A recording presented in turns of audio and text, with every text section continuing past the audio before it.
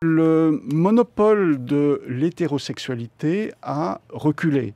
C'est un élément important qui a des effets non seulement sur les homosexuels, hein, évidemment, c'est-à-dire dont les modes de vie sont de plus en plus acceptés depuis, en gros, la fin des années 80. Hein, ça se situe plutôt vers cette époque-là, au moment de la crise du sida.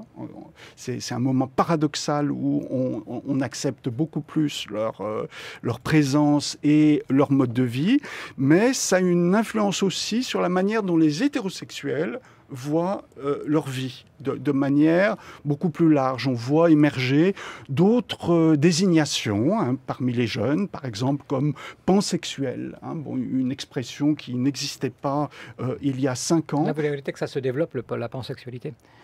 Je dirais que cette désignation se développe. C'est-à-dire c'est cette idée qu'on ne veut pas se situer a priori dans une classification qui enferme. Hein. C'est peut-être un résultat des mouvements et des pensées queer et du développement d'aspirations non binaires. Hein, bon, qui font que des désignations qu'on n'aurait jamais imaginées se mettent à se développer.